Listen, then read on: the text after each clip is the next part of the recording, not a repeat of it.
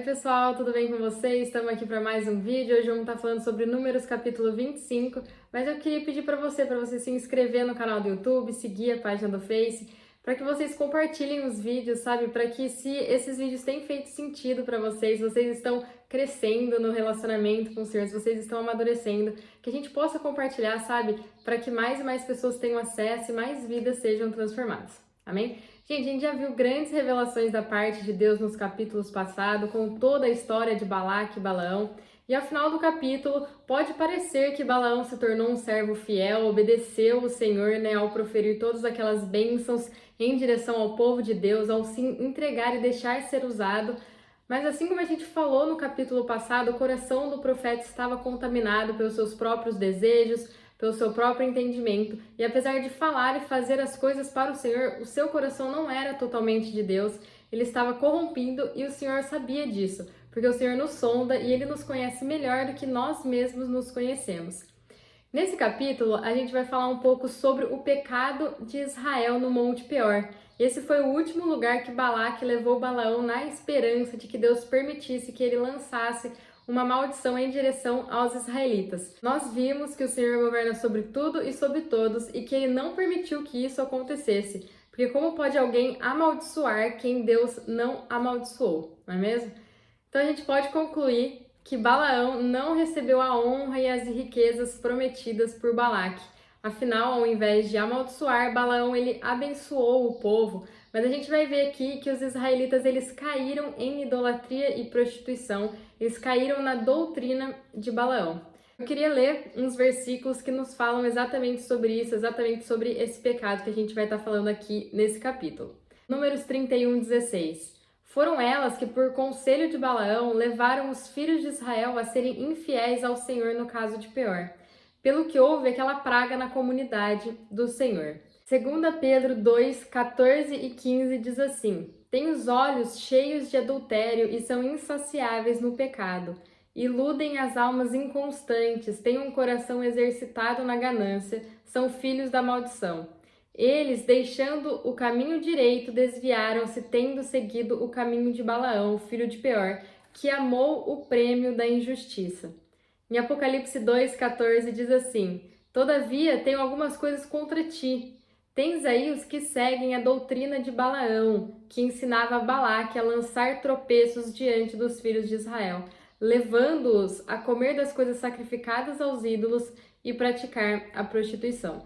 Então esses versículos eles nos explicam exatamente o capítulo 25, como o povo caiu em pecado, onde Balaão, não conseguindo amaldiçoar o povo de Deus para receber a honra terrena, para receber aquilo que ansiava em seu coração e que Balaque poderia dar para ele, ele passa a ensinar ao rei de Moabe meios de fazer com que o povo caísse em iniquidade aos olhos de Deus, para que talvez assim Deus amaldiçoasse o seu povo.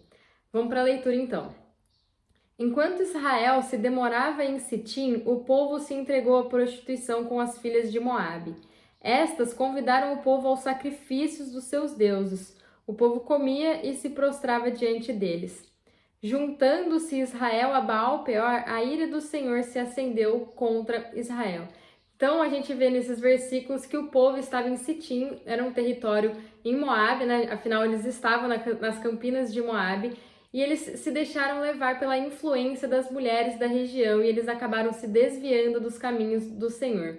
Balaque usou a doutrina de Balaão para enfraquecer o povo de Deus, né? Provavelmente esse foi o conselho, né, do falso profeta, em seduzir os filhos de Israel para se prostrarem perante outros deuses, praticarem idolatria e praticarem a imoralidade sexual. E por causa disso a gente vai ver que Deus pune os israelitas.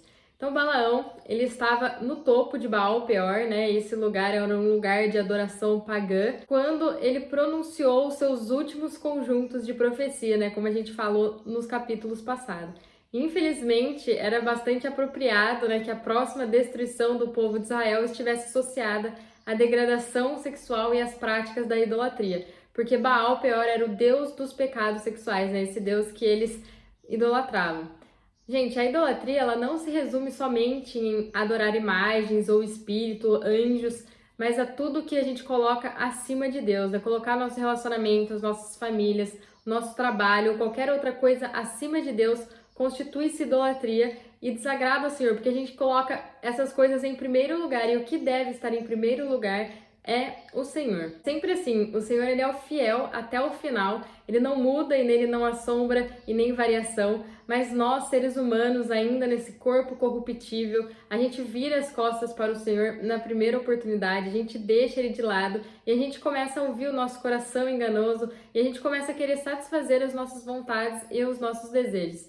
E é muito triste perceber que o Senhor está sempre ali, né? Sempre com a mão estendida, mas muitas vezes a gente escolhe virar as costas e agarrar a mão do mundo. Isso é para qualquer coisa, sabe? Quantas vezes a gente já recusou o convite do Espírito Santo para ser usado por ele, sabe? Para ir para uma pessoa, orar por essa pessoa, ou entrar, sabe, no nosso quarto e orar a Deus. Mas a gente acaba aceitando todo tipo de convite que o mundo nos oferece, né? A gente aceita ficar no celular, a gente aceita ficar na televisão, a gente aceita sair com os nossos amigos, sempre deixando o Senhor para depois. O nosso lazer e a nossa satisfação muitas vezes estão nas coisas do mundo, mas a gente tem que pedir para o Senhor que a gente tenha o nosso prazer e a nossa satisfação na lei dele, que a gente tenha prazer, sabe, em meditar na sua palavra de dia e de noite. E aqui a gente percebe que os israelitas, eles não eram vulneráveis a maldições ou encantamentos, mas a tentação sim. E muitos deles escolheram se prostituir com as mulheres moabitas e despertaram a ira do Senhor. Então as maldições, né, proferidas pelo diabo e o seu ódio, eles não prosperam contra os filhos de Deus, né? Os israelitas tinham a proteção espiritual e física de Deus, mas ceder às tentações que ele colocou no caminho será algo que eles deveriam fazer. Eles tinham a escolha em fazer o que era certo, aquilo que eles sabiam que Deus aprovaria, ou eles também tinham a escolha de virarem as costas para os caminhos do Senhor e andarem segundo os seus próprios desejos. Então eles tinham o livre-arbítrio para decidir se eles queriam escolher a Deus ou se eles queriam se deixar levar pelas tentações que estavam adiante deles, assim como nós também, que somos tentados não por Deus, mas por nós mesmos, por aquilo que a gente carrega em nossos corações e pelo diabo, que sabe exatamente a área das nossas fraquezas. Em Tiago 1, 14 e 15 diz assim: cada um, porém, é tentado por sua própria cobiça, quando esta o atrai e o seduz. Depois, havendo esse desejo concebido, dá a luz ao pecado, sendo consumado, gera a morte, porque a gente sabe que o salário do pecado é a morte. Mas olha o que a palavra de Deus nos diz sobre isso em 1 Coríntios 10, 13. Não veio sobre vós tentação senão humana, e fiel é Deus em não vos deixar tentar acima do que podeis resistir. Antes, com a tentação, dará também o escape, para que possais suportar. Então as tentações, elas vêm sim em nossas vidas, mas a palavra de Deus nos diz que nós já temos as estratégias para não cair nelas, para suportar elas e permanecer firmes em Deus. É Deus mesmo que nos ajuda a não nos deixar levar pelas tentações que aparecem em nossa vida. É Ele vivendo através de nós, é a gente dando espaço para o Espírito Santo fluir. Quanto mais dele, mais andaremos segundo o Espírito e menos segundo a carne. Disse o Senhor a Moisés: toma todos os chefes do povo e enforca-os ao Senhor ao ar livre, e o ardor da ira do Senhor se retirará de Israel. Assim Moisés disse aos juízes de Israel: cada um mate aquele dos seus homens que aderiram a Baal Peor. Então aqui mais uma vez a ira do Senhor sobreveio sobre os israelitas, que continuavam andando segundo seu entendimento, segundo seus desejos e suas vontades. É algo que eu sempre venho falando aqui, né? Eles foram tirados do Egito pela mão poderosa do Senhor, eles não poderiam sair de lá sozinhos, mas agora eles estavam rumo ao processo de transformação, de tirar a cultura egípcia que estava enraizada dentro deles, de arrancar fora tudo que eles carregavam como princípios e valores que antes era comum para eles praticarem, mas que agora não convinha mais, porque não condiz mais com quem eles eram, porque eles eram o povo escolhido do Senhor e eles deveriam agir como tal. Mas esse processo é difícil, porque envolve agir contra nós mesmos, né? Contra eles mesmos, sair da zona de conforto, e muitas vezes as pessoas não estão dispostas a isso. A ira do Senhor se acendeu novamente sobre eles por conta disso. Ele ordenou que Moisés enforcasse publicamente todos os líderes, né, desse movimento de adoração a Baal. E em obediência, Moisés convocou, né, os juízes, os 70, que a gente já comentou sobre eles lá no capítulo 11, e mandou que cada um matasse os homens sob sua responsabilidade que haviam se entregado à idolatria em Baal Peor. Então era necessário tomar essa atitude radical para eliminar a contaminação que se espalhava como praga pelo povo. Gente, é necessário matar em nossas vidas e dentro de nós tudo aquilo que desagrada a Deus, né? Você consegue perceber aqui que Deus não fala para afastar aqueles que estavam cometendo a imoralidade ou para mandarem eles embora, mas o Senhor fala para matar, ou seja, exterminar. Não adianta a gente querer tapar o sol com a peneira, né, jogar para baixo do tapete os nossos erros. A gente precisa exterminar, a gente precisa matar o pecado para que isso não mais domine as nossas vidas e a nós mesmos. É preciso matar nossa alma caída de uma vez por todas, né? A lei do pecado ainda opera nela, afinal ela não nasceu de novo, ela precisa ser transformada, ela precisa desse processo de santificação. Porque ela ainda adora agir como antes, ela adora fazer as coisas que ela estava acostumada, mas a gente precisa agir contra isso e exterminá-la, porque nossas ações e práticas antigas não combinam mais com a nossa realidade e com quem verdadeiramente somos em Cristo Jesus. Nós somos filhos de Deus e a gente deve andar e agir como tal. Então um homem dos filhos de Israel veio e trouxe a seus irmãos uma midianita perante os olhos de Moisés e de toda a comunidade dos filhos de Israel, enquanto eles choravam diante da tenda da congregação.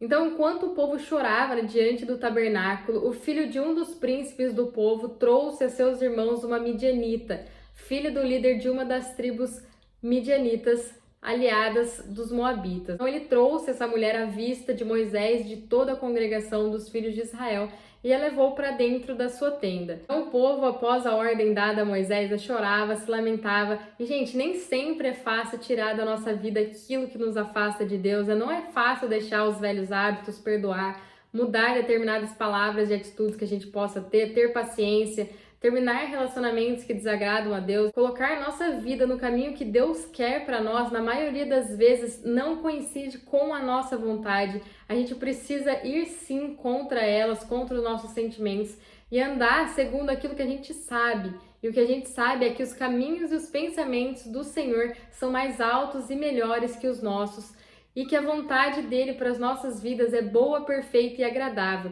mas para isso a gente precisa pagar um preço, que é agir contra nós mesmos. Mas tem muitas pessoas que não estão dispostas a pagar esse preço, mas vale muito a pena andar nos caminhos do Senhor do que andar nos nossos caminhos, mesmo que a nossa carne reclame. Gente, algo que a gente tem que ter sempre em mente é que o pecado, ele é atraente, ele não vem mostrando sua destruição e sua ruína, ele vem disfarçado de algo bom. O pecado sempre promete dar prazer instantâneo. O diabo não seria burro a ponto de usar algo sem graça, feio, que não nos chamasse atenção. Então o pecado é atraente aos nossos olhos. E este é o problema do pecado. Ele se apresenta a nós como algo maravilhoso, mas o seu fim é a morte. Então por isso que a gente precisa estar firmados em Cristo e ter em mente que nele somos mais que vencedores, onde ele nos dá tudo o que a gente precisa para vencer o pecado. Afinal, ele habita em nós. Então, quanto mais a gente deixa o Espírito Santo fluir, menos vai ter das nossas vontades e os nossos desejos, e mais vai ter dele em nós, mais ele vivendo através das nossas vidas, e menos a gente vai ouvir a lei do pecado que opera em nossa alma. Então, assim como Deus disse a Caim lá em Gênesis 4:7, se procederes bem, não serás aceito, e se não procederes bem, o pecado jaz à porta, querendo conquistar-te, mas sobre ele deves dominar. Então o pecado está na porta, está batendo, e cabe a nós controlar o desejo e não abrir essa porta de jeito nenhum, mas nos manter firmes e cativos em Cristo para que a gente não caia. Lá em 1 Coríntios 10:12 diz assim: aquele que pensa estar em pé, cuidado para que não caia. Tem pessoas que pensam estar de pé, elas nem estão de pé, elas acham que elas estão de pé, às vezes estão apoiando nelas mesmas, nas suas próprias forças. E a palavra diz que a gente precisa ter cautela para não cair, e o único modo de estar totalmente firmes e seguros em pé é estar na rocha, que é Cristo. Vendo isso, Finéias, filho de Eleazar, filho de Arão, o sacerdote, levantou-se, tomou uma lança, seguiu o israelita até a tenda e lá transpassou-os pela barriga, o homem israelita e a mulher. E cessou a praga que feriu os filhos de Israel. Os que morreram da praga foram 24.000. Então Finéias, neto de Arão, prontamente foi atrás daquele casal, né, e os executou com uma lança. Então Deus se agrada em exercer a sua misericórdia para com muitos em troca da fidelidade de poucos. A gente vê isso claramente onde Cristo, um único homem, morreu para que muitos pudessem ter vida estando nele. Então, gente, o que Finéias, né, o neto de Arão, viu foi o israelita Zinri, a gente vai ver mais no final do capítulo, entrando na sua tenda com a midianita Cosbe. Gente, algo a se pensar que é como nós temos tratado as coisas deste mundo. A gente tem achado normal ver as coisas que a gente vê. A palavra de Deus diz claramente que a gente não deve nos conformar com as coisas deste mundo. Lá em Romanos 12:2 diz assim: e não sede conformados com este mundo, mas sede transformados pela renovação do vosso entendimento, para que experimentai qual seja a boa, agradável e perfeita vontade de Deus. Então, nosso entendimento não deve ser contaminado pelas coisas do mundo, pelos princípios do mundo, mas sim renovado através da palavra de Deus, para que a gente viva a vontade de Deus, que é a nossa santidade, e a gente alcance a estatura de filho varão. Então aqui, gente, a vontade de Deus para as nossas vidas é boa, perfeita e agradável, mas a gente precisa renovar o nosso entendimento, renovar a nossa mente. A gente não tem como a gente viver a vontade de Deus para as nossas vidas se a gente anda segundo os nossos caminhos, se a gente anda segundo o nosso entendimento. Amém? Então Deus havia dado a ordem de matar todos aqueles que cometeram aquelas imoralidades, e Finéia obedeceu assim que teve uma oportunidade. Ele não ficou pensando, será que eu mato, será que eu não mato? Ele foi lá e matou. E que a gente possa fazer o mesmo, que a gente não fique enrolando para fazer a vontade de Deus, mas que a gente obedeça de boa vontade, com alegria e não por pura obrigação. A gente seja firme em agir segundo a palavra de Deus e não fazer somente o que nos convém, ou até mesmo não agir por medo de ser julgado, né? Não demonstrar a nossa fé, porque isso iria desagradar a homens, ou até mesmo não agir da maneira que Deus nos pediu que agíssemos, porque assim a gente não ia receber a glória do mundo. A nossa única preocupação seja se o Senhor está se agradando de nós, se as nossas ações estão sendo aprovadas diante dele. Então disse o Senhor a Moisés: Finéias, filho de Eleazar, filho de Arão, o sacerdote, desviou a minha ira de sobre os filhos de Israel, pois foi tomado de zelo por mim. Por isso, no meu zelo não consumi os filhos de Israel. Portanto, dize: dou-lhe a minha aliança de paz. Ele e a sua descendência depois dele terá a aliança do sacerdócio perpétuo, porque foi zeloso pela honra de seu Deus e fez propiciação pelos filhos de Israel. O nome do israelita que foi morto com a midianita era Zinri, filho de Salu, líder de uma família simeonita. E o nome da mulher midianita morta era Cosbe, filha de Zur, chefe de um clã midianita. Então, por causa do zelo de Finéias em preservar a fidelidade de Deus, ao ponto de destemidamente executar um príncipe de Israel que desafiava sua autoridade, o Senhor o honrou, né, dando-lhe a sua aliança de paz, o sacerdócio perpétuo a ele e a sua descendência. Gente, zelo pressupõe cuidado, então a gente deve ser cuidadosos com a nossa relação com o Senhor. A nossa comunhão deve ser completa e a gente deve cuidar para que isso aconteça. Deus cuida de nós com zelo, com cuidado, e devemos cuidar da nossa comunhão com Ele com o mesmo zelo, pois Deus é a coisa mais importante que a gente tem. Sem Ele, a gente não tem nada. Como que a gente cuida de um relacionamento, seja com o nosso marido, com o nosso namorado, com os nossos familiares? A gente tem cuidado, a gente tem zelo, e é a mesma coisa com o Senhor. A gente tem um relacionamento com Ele, Ele é uma pessoa que a gente se relaciona, que a gente tem esse vínculo, vamos dizer assim. Então a gente precisa falar com Ele, a gente precisa orar para Ele, a gente precisa passar tempo com Ele. É assim que a gente vai construindo o nosso relacionamento com o Senhor, da mesma maneira que a gente também constrói o relacionamento com as pessoas. Disse o Senhor a Moisés: afligireis os midianitas e os ferireis, porque eles vos afligiram com os seus enganos por intermédio de Peor e de Cosbe, filha do líder dos midianitas, irmã deles, morta no dia da praga por causa de Peor. Vemos que o Senhor ele vai se vingar dos midianitas, né, por causa dos esquemas com que eles enganaram os israelitas.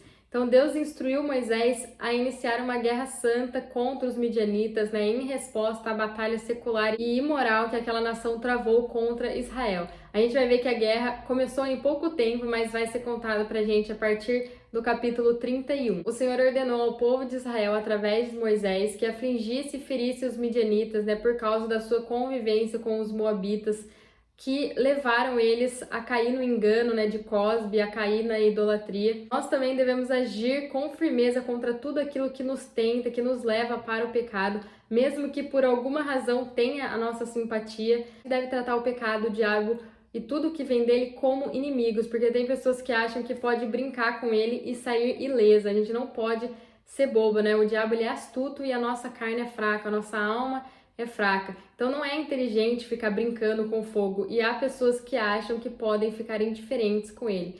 O próprio Jesus disse que o diabo não veio para outra coisa, senão roubar, matar e destruir. Ainda assim, será que ele iria nos apresentar o pecado de uma forma desagradável, que a gente fique com repulsa? Não, ele vai nos apresentar algo que vai parecer bom, que vai parecer que é isso que a gente deve fazer, que vai realmente pegar na nossa ferida, na nossa fraqueza, para que a gente caia, mas que a gente não seja ingênuo, que a gente esteja firmado em Cristo, né? Que a gente esteja com a nossa armadura lá de Efésios 6, porque essa é a única maneira da gente sair vitorioso. Nas profecias de Balaão, tudo que é dito sobre Israel é muito positivo, mas imediatamente após essas profecias, a gente tem um capítulo que nos mostra que tipo de pessoa os filhos de Israel realmente eram, né, em termos de natureza. A perspectiva de Deus sobre Israel, né, como Deus olhava para eles, era inteiramente positiva, como a gente viu nas profecias de Balaão, mas a verdadeira situação e condição de Israel eram extremamente negativas.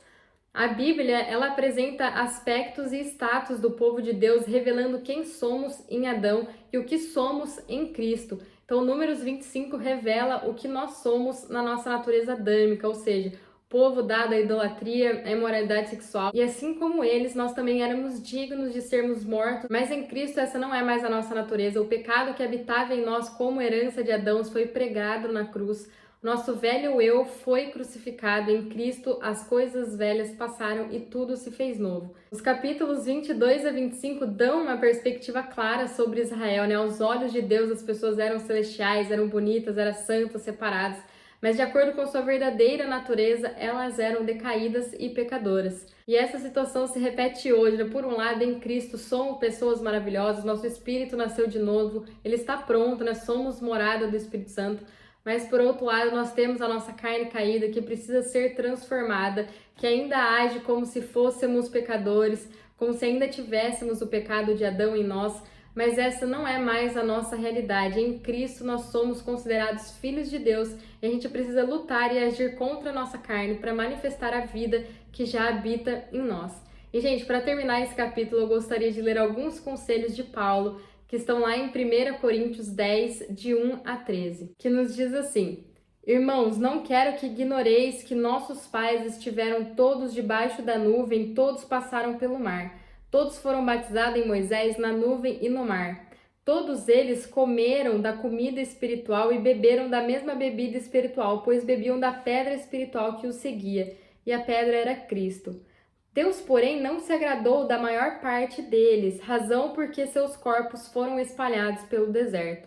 Ora, estas coisas aconteceram como exemplo, para que não cobicemos as coisas más, como eles cobiçaram. Não vos façais idólatras como alguns deles, como está escrito: o povo assentou-se a comer e a beber e levantou-se para farrear. Não nos prostituamos como alguns deles fizeram e caíram num só dia 23.000. Não tentemos o Senhor como alguns deles também tentaram e foram mortos pelas serpentes. E não murmureis como também alguns deles murmuraram e pereceram pelo anjo destruidor. Todas essas coisas lhe aconteceram como exemplo e foram escritas para aviso nosso, para quem já são chegados os fins dos séculos. Aquele, pois, que pensa estar em pé, cuida para que não caia. Não sobreveio sobre nós tentação senão humana, e fiel é Deus, que não vos deixará tentar acima do que podeis resistir. Antes, com a tentação, dará também um escape para que a possais suportar. Amém, gente? Esse é o capítulo 25. Fiquem com Deus. Até mais.